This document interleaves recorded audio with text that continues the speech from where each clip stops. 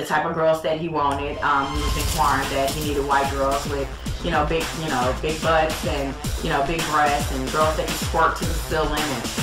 Alrighty guys, after having a 14-point lead, Kentucky found a way to get beat by South Carolina. What more can you say, people? That loss hurt. That's very disappointing.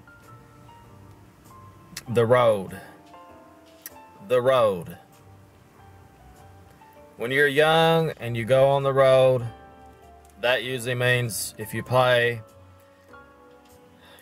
above average team or a good team, it's going to be very hard to beat them. And the SEC's got a lot of good teams this year. Right now, the SEC is projected to have 8 teams in the tournament. 8 teams. Think about that. But I would say before the season's over, it probably will be around 6 teams. But we will see. But let's not get into that. What matters right now is we found a way to lose. That's hard to believe. 14-point lead, and we found a way to lose. But we do have some good things that happened in that game. Vanderbilt came back. He looked very strong. Didn't look strong. I mean, you could see, what I need to say is didn't look good, but he was very excited to come on the court. Very nervous. You could tell he's playing with a lot of energy. Kyle had to take him out quick, see how he responded, but you see it. You could see it with his passing and the few shots he did make. You can see something special with Vanderbilt. And even though we lost to South Carolina, and of course, let's not forget Green was still injured. I don't like using excuses because we was up 14 points without Green. We had the game, and South Carolina came together. That's so weird watching Kentucky not knowing what to do against the zone. It was so odd.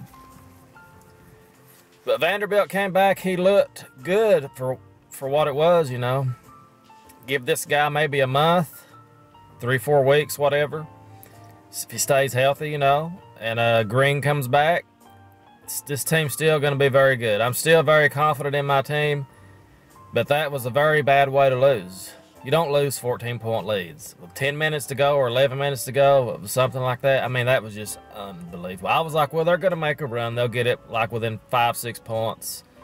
Then Kentucky will, get back on it and take care of business. That didn't happen, did it? So we have some positives to look at, people. One thing I still have noticed, as always, that was what was up with all the fouls. What was up with that? I mean, really, you cannot let the players play any little bit.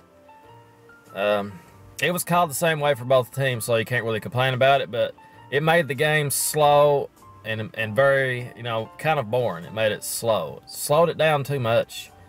But I think they called it pretty much even for both teams. You can't really complain about the referees that game. It's just that they over-officiated.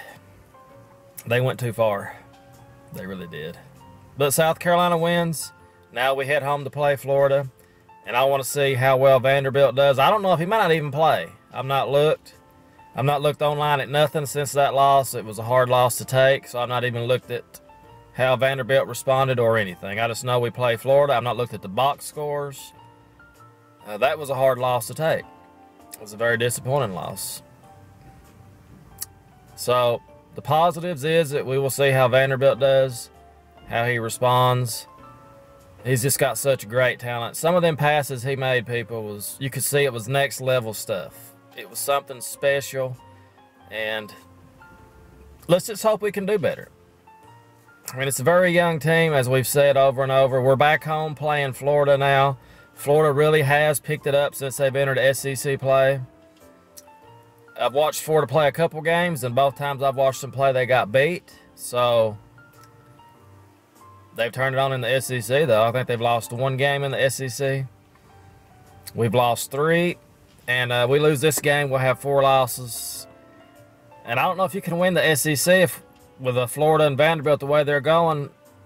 If we lose another game quick here, I don't know what'll happen. That would really help us a lot to beat Florida, give them 2 losses in the SEC. Auburn, I'm telling you what, even though it's probably not going to matter with their investigation coming on with Bruce Pearl and everything, it's going to be like a wasted season for them. They are right now leading the SEC with their, I think their shoe thing they're getting, or whatever it was with the shoes, whatever Bruce Pearl's into, something with paying players. That's nothing new. Just ask Louisville fans. But Vanderbilt, I mean, Auburn's doing good, but I don't think it's really going to amount to anything because we know what's coming. The hammer's coming down on Auburn. Auburn. But, you know, Bruce Pearl's got them playing well this year. Always liked Bruce Pearl as a coach, but he gets caught every time he cheats. He's just not doing a good job of cheating. Like most schools, you know, Kentucky, we don't have to cheat. That's one thing people need to understand. Schools like Kentucky and Duke, well, I guess North Carolina cheated and they got away with it, so I guess I am wrong. But for the most part, your popular schools, they don't have to cheat. You know, to recruit, they don't have to cheat, but they may do their academic things like North Carolina did. But for the most part, when you're a top school, you don't have to really cheat to get players there. You know, you may cheat the academic part of it or something like that, but when you're Kentucky or something, you know, that's what happened to Louisville pretty much, is they had to compete with Kentucky and they had to do all they could do to recruit players. And, you know, that's what happened to them. Kentucky pretty much caused that to happen to Louisville because we're up here pretty much and Louisville's down here trying to crawl up. And so Auburn having a good season, but it's kind of like a forfeit season in a way. So anyway, we'll see what we can do against Florida. We got to bounce back and win this game. We got to bounce back and win this game. I know Florida, the last game they played, they won pretty easily. I didn't watch the game, but I saw the score. But that's pretty much it, man. I'm just hoping we can just turn it around. I'd like to see Kentucky go on like a 5-6 game winning streak. I would like for us to win maybe more than half of the road. They've got 6 road games coming up, or how many? I don't know. That loss just really threw me for a loop there. So, anyway, we'll see what happens. We will see. Maybe Auburn will come back down to earth. And Florida, we take care of Florida, we'll still be right there. So, of course, you want to do well in the SEC, but still the goal is to do well in the tournament overall. Even if we have a horrible SEC, get in the tournament and do well. Still, it don't matter because what really matters is what you do in the SEC, not SEC tournament, but the NCAA tournament. So that's pretty much it, guys. You know, it's just part of basketball. It's part of sports. It's what makes it great. It's frustrating. You feel great when they win. You're excited. Then when you lose, it's like going through a divorce.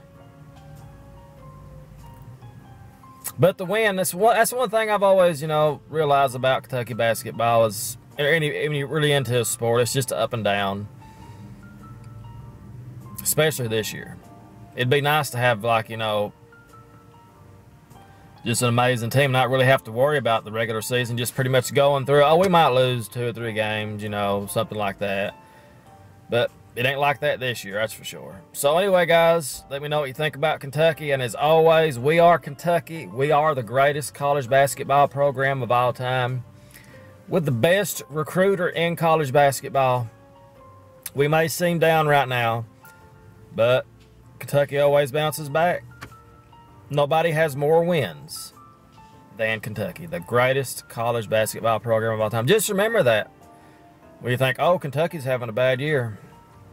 Our bad year is most teams' good year in the SEC. Think about that. Wow, that was a mine. That was a mine F, if you know what I'm saying. But anyway, see you guys tomorrow. As always, go Kentucky. Pull for those Cats no matter what. Don't be a fair weather fan. Don't be like that. Be a fan no matter what happens. That's what it means to be part of something special like Kentucky. Don't wait until Kentucky has a amazing season or until they turn it around, then say, I was there the whole time. I was pulling for them. I knew we'd get it turned around. Don't be like that. Don't be a fair weather fan. That's the worst thing you can be, is fair weather. That's why when I see like these games on TV, like these baseball stadiums, for example, you'll have like the Marlins. That's an example, I guess you could say. But you'll always have, what, 5,000 fans there or something like that. and you know they suck, or the team sucks and the attendance is down, for any team you can go by that. And when they start winning, those seats fill up. I guess the Falcons would be a good example of that, the football team. Things like that, you know, you see it in sports all the time. You see it in college basketball all the time. The stadium's empty. I mean, you see it with Kentucky football. You'll see it with Kentucky football. There's an example. You'll see the stadium will be full when the season starts. Kentucky starts losing. It might be 50, 60% full then, 70%. And that's called fair weather fans. You don't want to be that. You support your team no matter what and just hope for the best. Anyway, that's enough of this. This video's went on too long. Thanks for watching, guys, and I'll see you tomorrow, or next Kentucky video, I guess. Have a great day. Thanks for watching, and go Big Blue. Later.